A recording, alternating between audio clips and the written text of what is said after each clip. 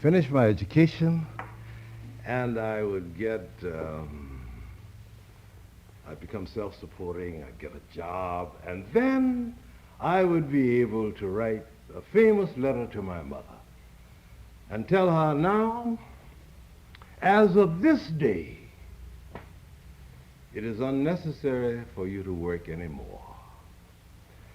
You can come home and take your ease and have your own garden and do all the things for the sick and all the things you want to do.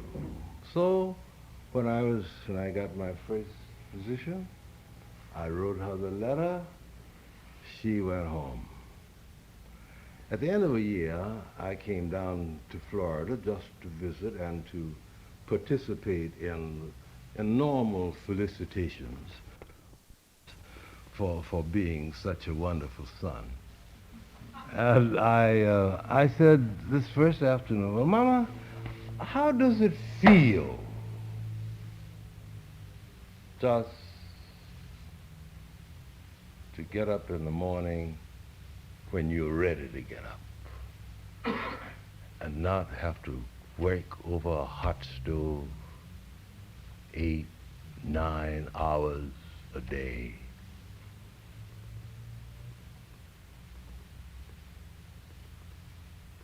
And then not quite be able to do the simplest things for your children that you want to do. And then I told her something that I'd never told her before. That I remember as a little boy seeing her come in to our little room with her lantern. In those days, everybody rode bicycles, and she had a lantern because she came from her work at night. And she'd come in our room and take the lantern and hold it over us and look at us. And I remember one night I pretended to be asleep. I wasn't asleep for some reason. And I watched her. And I watched the tears come and drop as she looked at us, because the only time that she could see us was when we were asleep, because she went to work before we were up and came home after we were in bed.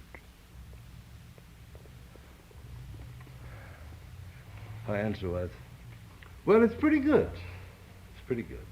But the most important thing that has happened is this. So many things in my life are now, for the first time, falling into place. All of my life until last year, I had to work so that when I slept in a hurry to get enough energy to take me through the next long day. But now,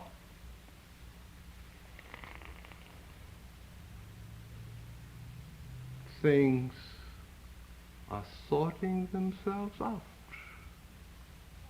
because all of me is not caught in this surviving process. And one of the things that I discovered is that all these years I've told you the wrong birthday.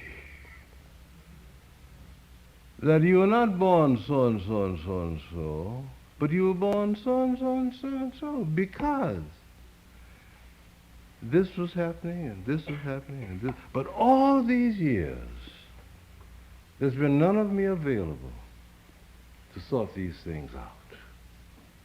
Now, I think in some such situation as that, the mind was able to lift itself up from being body-bound. But it had inherent in its, if I may think of the mind as having structure for a moment, there's inherent in the mind order, harmony, so that the mind always raises a question. This has to make sense. It's always trying to harmonize, to integrate, to structure, to give ordered meaning. So that man's experience as a human animal is an experience of harmony and order, even in terms of the way he fits into the ecology of the world.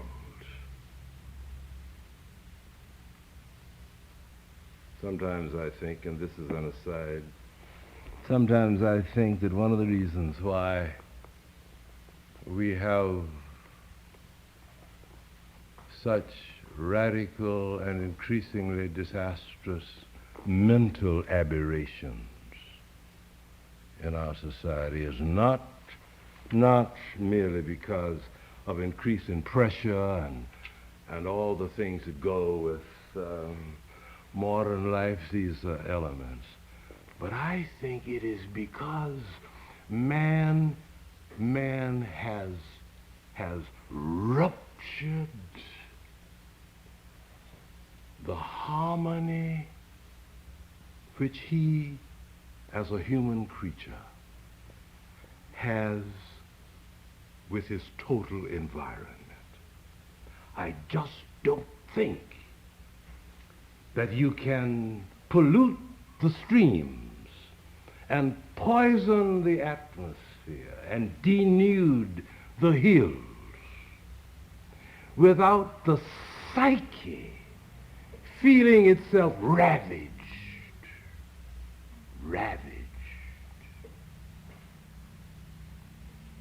And it has no way to express its agony except in aberrations in the mind. Because all life is one. One. Now, just a little more, and I'll put it and I'll stop. The third. First, you see, the racial memory. Now, bear in mind, I don't want to seem to be pedantic altogether, but just to keep you up to date with the process. Community means, for any expression of life, the actualizing of its potential. It is the way life realizes itself in an expression of life. This harmony, this internal order, is implicit in the racial memory as manifests in the creation myths around the world. Second, in man's experience as a creature among other creatures on the planet, first within his own organism, and in terms of the way in which that organism corresponds externally with his environment in this flow. Now the third. That community is implicit in all the dreams of the prophets and the seers, as manifested in utopias. It's interesting, isn't it, that every utopia projects into a future that is not yet the same kind of harmony that is present in the racial memory. And the unique thing about any utopia, More's, Plato's, the biblical ones, any that you may name, and there are hundreds of them, the unique thing about them is within the utopian community, every word is important, is critical. within the utopian community, within that, there is harmony.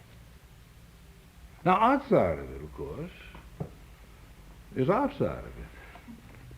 But within the utopia itself, there is harmony, there is a structure of moral and often physical dependability. Now, it's interesting. In the book, the prophet talks of a time when the lion and the lamb will lie down together, and a little child may put his hand over the hole of an asp, and the asp will relax his self-regarding impulse and not sting the child.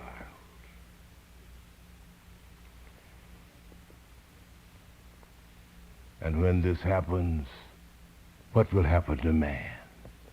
Man will beat his swords into plowshares, his spears into pruning hooks. Why? Because the knowledge, says the prophet, the knowledge of the Lord will cover the earth as the waters cover the sea. That the correspondence in the deliberate, self-conscious activity of the human spirit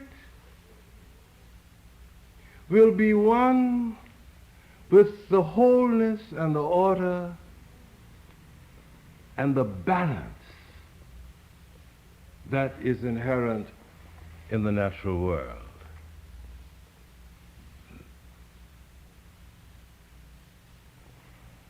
Now, there are a lot of problems in this.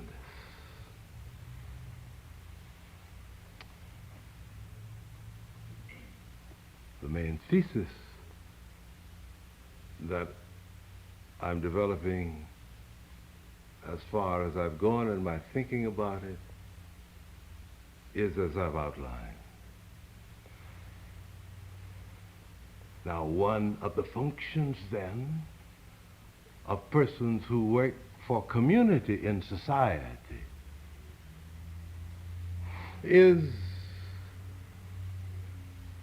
to make this kind of discovery, namely, that experiences of unity between peoples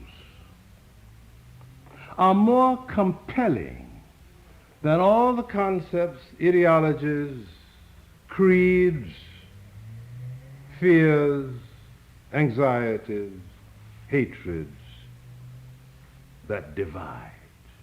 Now, let me say it again.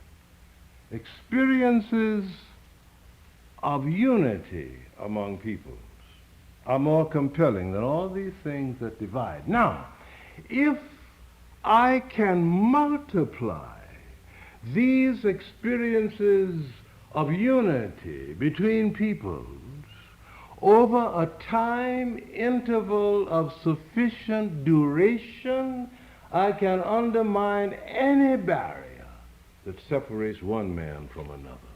This is the heart of it. And I don't need the voice of Yahweh thundering from a desert Sinai. As wonderful as it is, if I can hear him say the right things,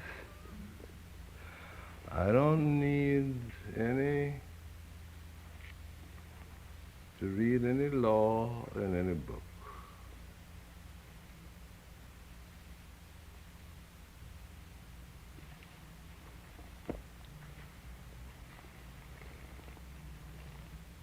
Community is built into to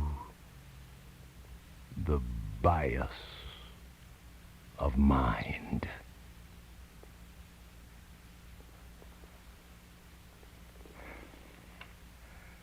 Now, finally, and I hope I mean it,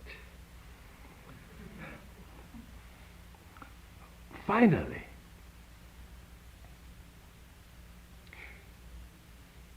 pragmatically, this means that the problem in human relations as far as community is concerned is constantly to widen the magnetic field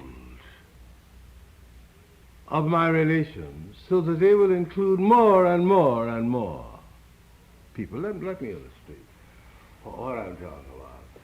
During a war, during any time a nation is at war, one of the first things that the nation has to do if it is going to wage war effectively, and this is one of the reasons why we're having so much trouble waging the war in Vietnam, because the first thing that has to be done, the enemy has to be so defined that he is no longer a member of the human race. He becomes the Hun. He becomes the Jap. Now, once I redefine him so that he is no longer a member of community, then it's open season. I can do anything I want to do without undermining my own sense of community. It's the sort of thing that happens when you have a friend who can't tell you what he thinks of you until he gets mad. Now, once he gets mad, then you are out of bounds. And then he can say all the things he wants to say to you and keep his self-respect. But once you get within his magnetic field, you become a part of his experience of community, so that people that I want to hate, I can't do it until I read them out. It confined it to human life. She said,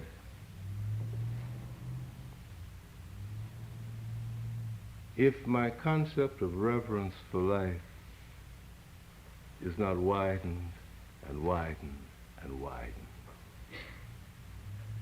if I want to destroy you, all I need to do, if I want to destroy you with a clear conscience, all I need to do is to have you outside of the circle. If I kill a rattlesnake because the rattlesnake threatens my life, or the rattlesnake is a menace, all I need to do is to redefine a human being as a menace and kill him. It's as simple as that. Without any guilt, without any moral responsibility, once he is out of bounds. So that the genius of community then is to widen the magnetic field so that what I experience as harmony and order in terms of the structure of my relationships with those people who are within the circle cannot apply to people outside the circle until I widen the circle.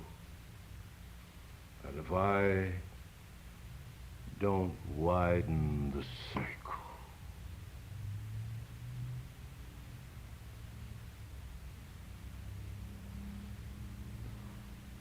I will their non-existence.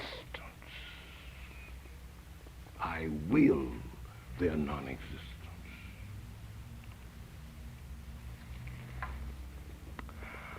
I saw a man pursuing the horizon. Round and round they sped. I accosted the man. "It is futile," said I.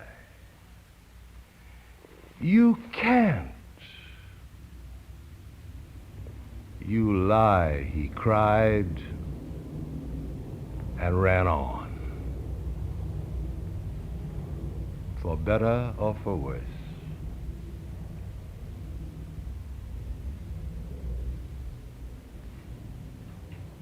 All life is one,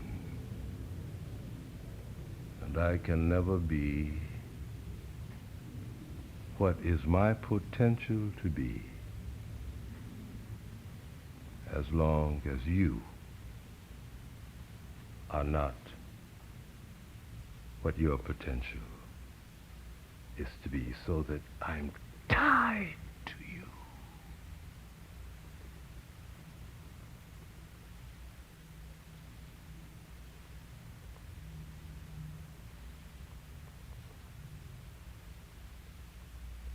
And even when I kill you, it's my way of affirming that you and I cannot be separated. Cannot be separated. Cannot be separated. Well, thank you. You're very kind.